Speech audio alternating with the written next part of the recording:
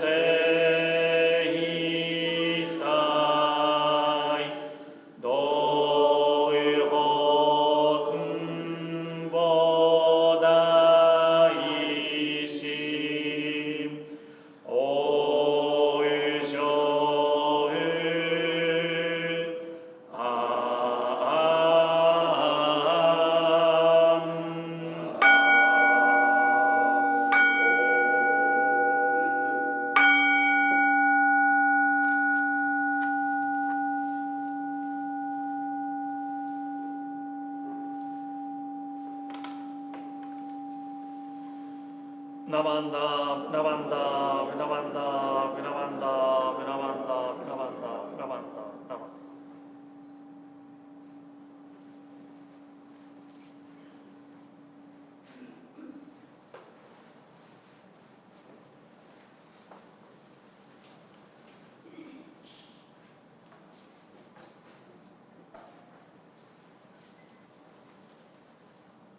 Thank you. Please join now in singing the Gatha Namo Amida Butsu, found on page 107 in your white Gatha book. 118. Oh, 118, excuse me. Wrong Gatha.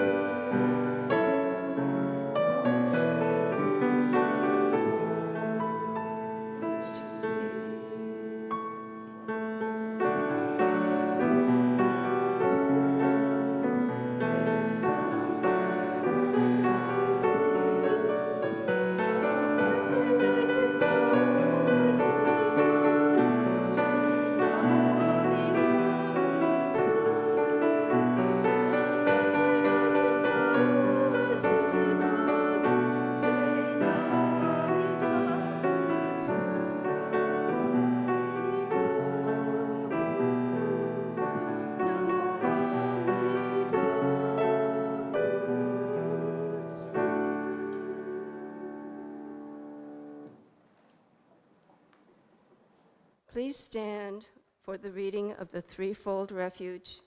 The text will be projected on the screen or in your service book.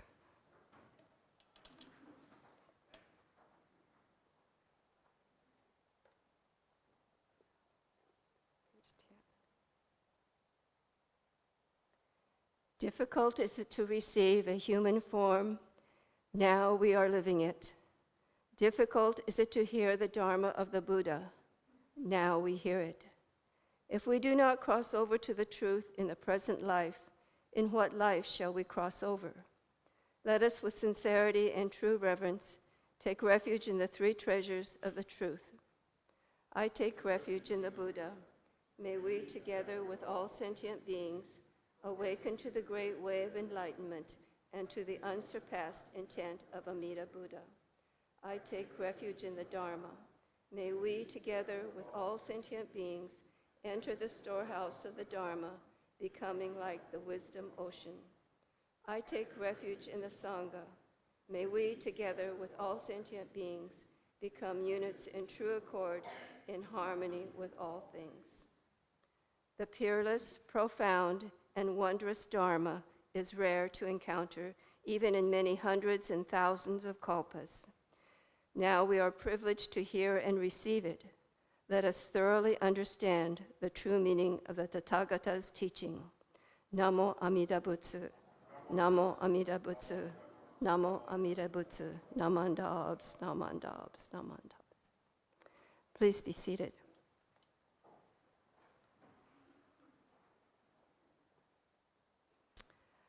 This morning I am pleased to introduce our minister's assistant, Leonora Clark, who will deliver today's Dharma message.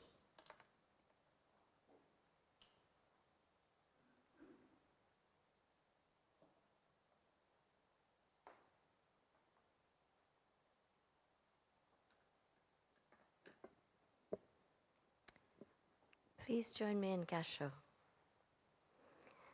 I take refuge in the Dharma. May we, together with all sentient beings, enter the storehouse of the Dharma, becoming like the wisdom ocean. Namo Amida Butsu. Namo Amida Butsu. Namo Amida Butsu. Namo Amida Butsu. Good morning. Thank you so much for being here today. I hope that everyone's rested up after last week. I was really sad to miss Oban this year. I had to be out of town, but just want to take a moment to thank and acknowledge all the people who helped out last weekend. And how many days is it till the next Oban?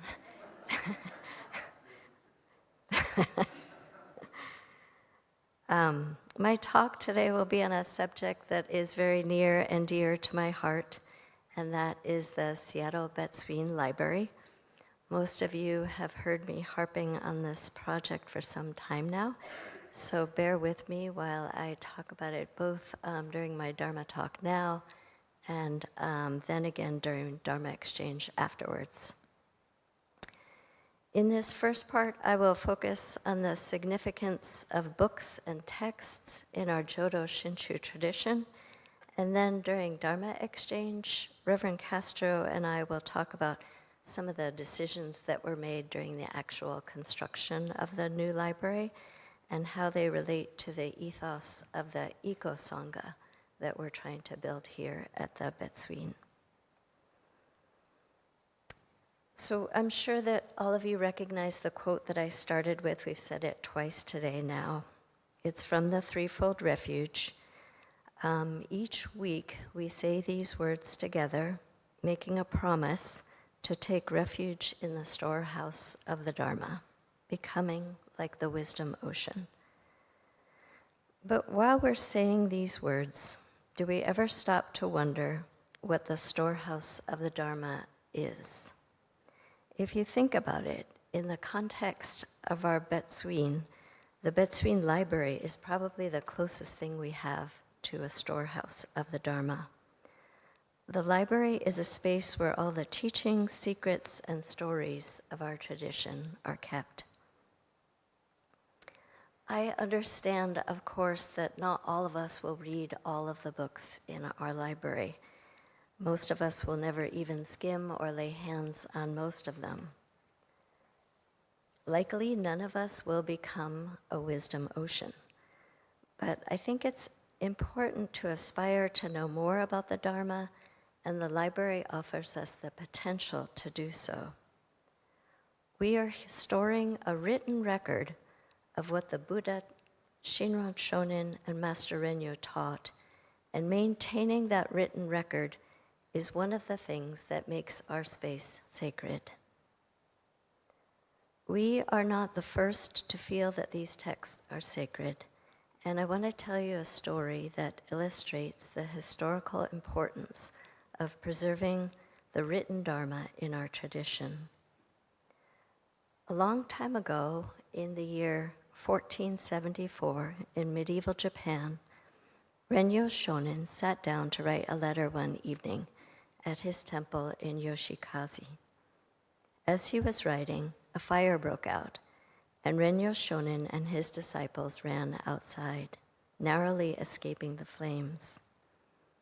Standing in the exterior courtyard, Renyo Shonin remembered that he had forgotten in his room a very precious copy of the Kyogyo Shinsho, written in Shinran Shonin's own hand.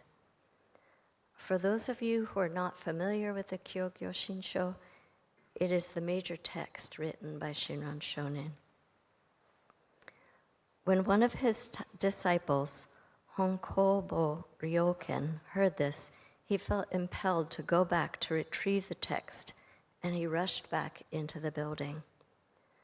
Renyo Shonin and his followers waited and waited, but Ryoken never re-emerged. Once the fire died out, they went searching through the embers for Ryoken's body. They were able to find it just outside Renyo Shonin's room. When they carefully turned him over, they found that when he realized he would never escape alive, Ryokan had cut himself open and inserted the text into his belly to protect it. The Kyogyo Shinsho was saved, but it was stained a deep red. This copy of the Kyogyo Shinsho that was saved from the fire came to be known as the Haragomori no Shogyo, the sacred text confined in the belly. It is said that because of this story, the cover of the Jodo Shinshu service books are traditionally colored red.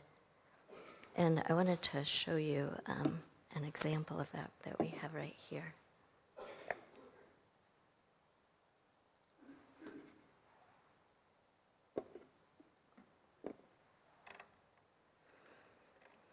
So why did Ryokan make this sacrifice? I believe that one of the reasons is that in the absence of a living teacher, the written Dharma rises to become of paramount importance. Neither Shakyamuni Buddha, Shinran Shonin, or Renyo Shonin are here to guide us today, but their words have been preserved in our sutras and texts. Ryokan understood the absence of the Kyogyo Shinsho would be an irreparable loss. It is only when something or someone is absent that we are able to truly evaluate its importance. For example, I gave almost no thought to my washing machine until it broke this past week. And now suddenly purchasing a new washer has risen to the very top of my priority list. Likely once I have a new washer installed, it will once again sink to the bottom of my consciousness. But it is now clear to me how important it is not to go to the laundromat and hand wash my clothes. I probably wouldn't rush into a burning building for one, but if I had to choose between a gold necklace and a washer right now, there would be no contest. In the same way, the losses that we experienced from our arson fire has reminded me of the preciousness of the Betsuin library. Many, many of our books were damaged, but I recently found out that many more were saved that I thought had been lost. I was particularly gratified to see that our old photo albums are still with us. We have also received tons of donations, and our library is filling up much more quickly than I had imagined. Another reason that the library has risen to the top of my priority list is that I believe that we're experiencing important change in human history. We now live in a world where physical text seems to be slowly becoming obsolete and is happening very fast. It feels like yesterday when it felt like a marvelous innovation to scan and upload written materials into the internet so that they could be easily accessed by all. What I didn't realize is that it would bring with it a whole series of unintended consequences. I never stopped to think that human knowledge could be commodified in the way that it has. And now we're going even one step beyond that, where all this knowledge is being synthesized by a machine that scrubs our human imprint from our written words. The Betsuin Library is a small project. It's not going to change the direction of history, but I'm grateful to all of you for understanding its importance and for the support that we have received from the Betsuin to recreate this storehouse of the Dharma in our world. We hope that you enjoy this new space and use it for meetings and for reading to your children and just for taking a break and sitting in some time. Please join me in Gasho. I take refuge in the Dharma. May we, together with all sentient beings, enter the storehouse of the Dharma, becoming like the wisdom ocean. Namo Amitabhats. Namo Amitabhats. Namandabhats. Namandabhats.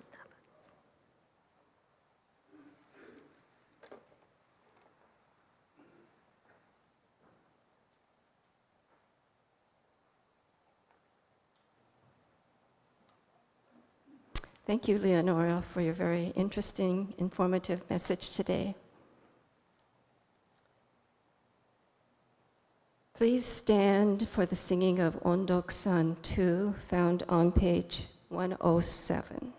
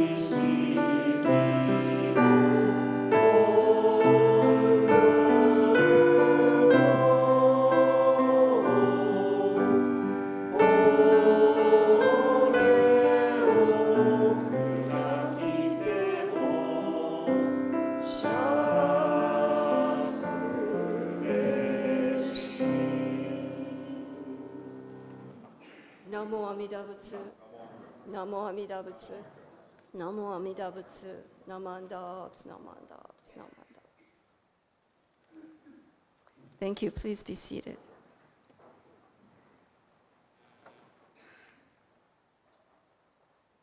Do we have any general announcements today for the public?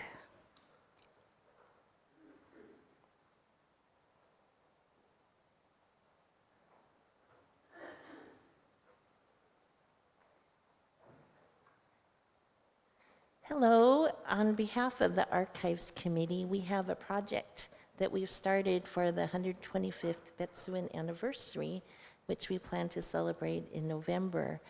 And it is, the information are on these information forms, but what we're asking is input from people that are coming to the temple now and that have come in the past or just want to leave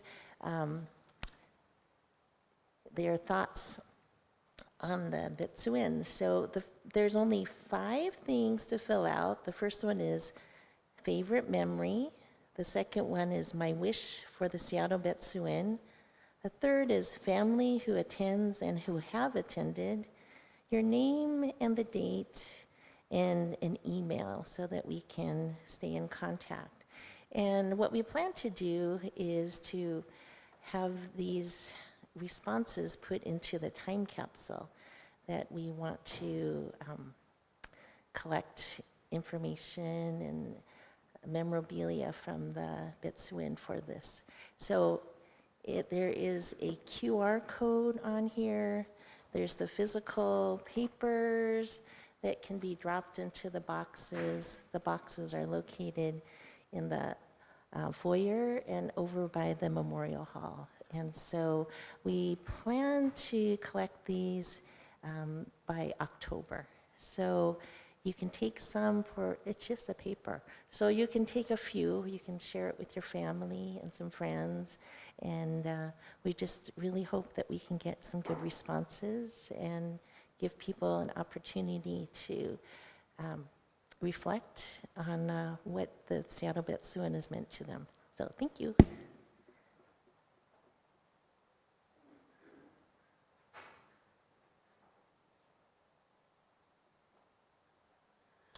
Good morning. On behalf of the Bonodori Committee, I just wanted to send out via internet and to the Sangha, thank you very much for your participation last week during our 94th Bonodori. It was a huge success, and we owe a debt of gratitude to the entire Sangha, friends and family who came back home. That's probably my favorite part to see annually.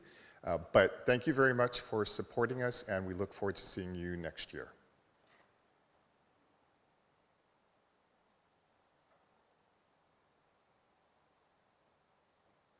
Thank you, Ron, for your hard work on the Bon Odori 2026.